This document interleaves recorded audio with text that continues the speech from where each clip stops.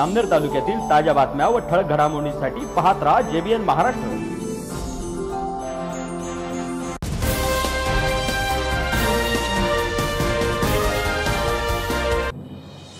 नमस्कार, मी मिनल चौधरी। पाहूया काही ठळक वृत्त।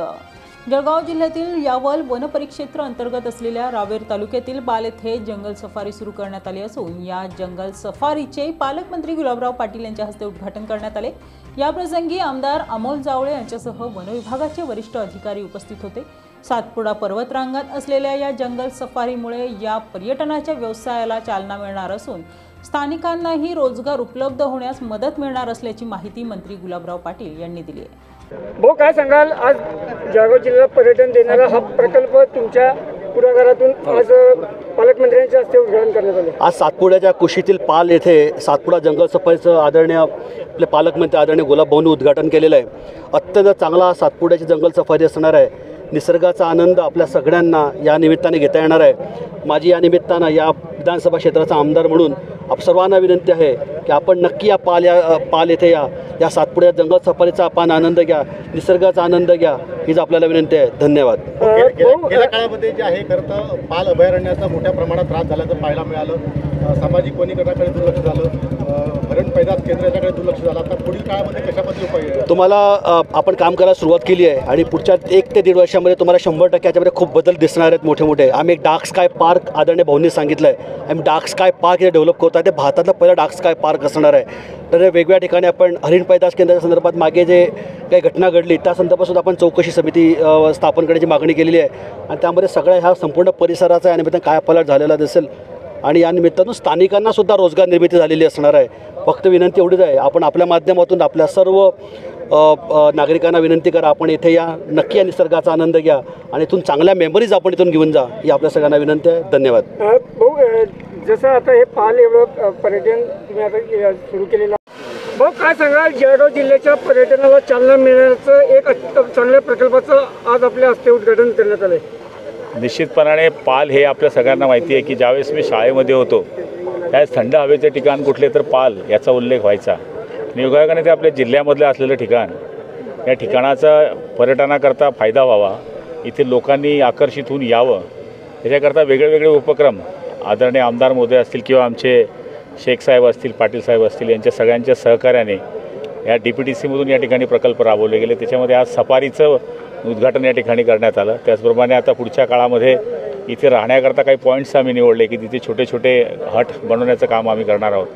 आणि सातपुडा म्हणजे एक मोठं वैभव आहे, एक आपल्या देशाचं एक मोठं वैभव असल्यामुळे सातपुड्याच्या कुशीमध्ये हे पालगाव आहे।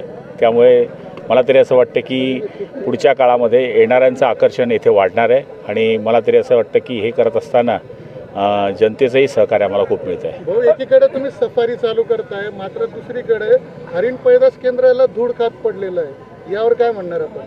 निश्चितपणाने आपण म्हटलं ते खरं आहे, पण त्याचाही आम्ही आता मागोवा घेतलेला आहे आणि त्याच्याकडे तर आमचं लक्ष राहणार आहे। पुढच्या काळामध्ये आपलं त्याच्यामध्ये परिवर्तन झालेलं दिसेल। भाऊ, लांडोरखोरी असेल, जळगावचं एक लांडोरखोरी उद्यान आहे, तिथे कुठेतरी सरकारने 8 ते 8.5 कोटीचा निधी दिला आहे आणि त्या मानाने इथे जागा चांगली आहे, इथे पर्यटनाला चांगला वाव आहे, तर इथे कुठेतरी निधीची कमतरता पडते असं काही नाही। आता कसं आहे, मलाही कल्पना नव्हती ज्यावेळेस पालकमंत्री झाल्यानंतर की इथे काय केलं पाहिजे। ज्यावेळेस शेख साहेब आणि पाटील साहेब वगैरे ही सगळी मंडळी आली आणि त्यांनी ज्यावेळेस मला सांगितलं त्यावेळेस DPTCमध्ये आम्ही हा विषय मंजूर केला आणि आता पुढच्या ज्या रिक्वायरमेंट आहे त्या आम्ही पूर्ण करणार आहोत। आपल्याला दिसेल 6 महिन्यामध्ये की इथे आणखी नवीन उपक्रम सुरू झाल्याचं दिसेल। लांडोरखोरी हे जळगाव शहरामधलं एक असल्यामुळे तिथे पण आपण पाहिलं असेल की तिथे योगा सेंटरपासून वॉकिंग ट्रॅकपासून किंवा इतर सगळ्या गोष्टी आपण उपलब्ध केलेल्या आहे। भविष्यामध्ये इथे सुद्धा आपण कल्चरल प्रोग्राम आहे किंवा नाईटमध्ये थांबण्याकरता लोकांना व्यवस्था आहे, हॉटेलिंगची व्यवस्था काही लोक खाजगीचे करू शकतील त्या, असं करण्याचा प्रयत्न करत आहोत। आपण एकीकडे पर्यटनासाठी निधी देत आहे करोडो रुपयाचा, तसंच आपण विश्रामगृहालाही निधी दिला आहे, मात्र तिथे आकर्षण जो होता पूल तो आजही भंगारमध्ये पडलेला आहे। 2 मधला जो जोडणारा पूल आहे तो आताच त्याच्यामध्ये पण आता जस्ट मागणी आलेली आहे, लोकांनी मागणी केली आपल्या सांगितल्याप्रमाणे। पण आता आपण बघतोय की आपण काम दिल्यानंतर काम पाहण्याकरता सुद्धा पालकमंत्री इथे पोहोचतोय, त्याच्यामध्ये जी कमतरता आहे ती दुरुस्त करण्याचं 100% आम्हाला आपल्या लक्षात येतं आहे आणि तुमच्याही सूचना आम्ही लक्षात घेऊ, कारण की शेवटी तुम्ही सुद्धा जळगावचे नागरिक आहात आपण सगळीकडे जातो, कोकणात जातो, इकडे जातो, तिकडे जातो, पण खरं कोकण अर्ध कोकण इकडे सुद्धा आहे. त्यामुळे आम्ही प्रयत्न करतो आहे की इथल्या मुलांना रोजगार मिळावा, स्थानिक लोकांना कामधंदा मिळावा, त्याचबरोबर पर्यटन वाढावं आणि पाल हे नाव देशामध्ये गाजावं हीच आमची इच्छा आहे. भाऊ, या सफारीमध्ये 20 ते 25 किलोमीटरची जेवढी सफारी आहे, या सफारीमध्ये दर्प, तुळस आणि निरगुड ही मोठ्या प्रमाणात आहे. याच्या निर्मूलनासाठी काही उपाययोजना करण्यात येणार आहेत का? ते मला सांगता येणार नाही, शेवटी मी आमच्या अधिकाऱ्यांना ते सांगेल. कारण तृणभक्षी प्राणी ज्यांना जे गवत हवंसं आहे ते इथे मुळीच दिसत नाही आहेत. ते करू आपण. ठीक आहे. या बातमी इथेच थांबूया. ताज्या अपडेट्ससाठी www.jbnmaharashtra.com या आमच्या वेबसाईटला लॉग इन करा. तसेच यूट्यूबवरील आमचे व्हिडिओ पाहायला विसरू नका आणि गुगल प्ले स्टोअरवरील JBN न्यूज ॲप डाउनलोड करून JBN Maharashtra news channel live पहा. नमस्कार.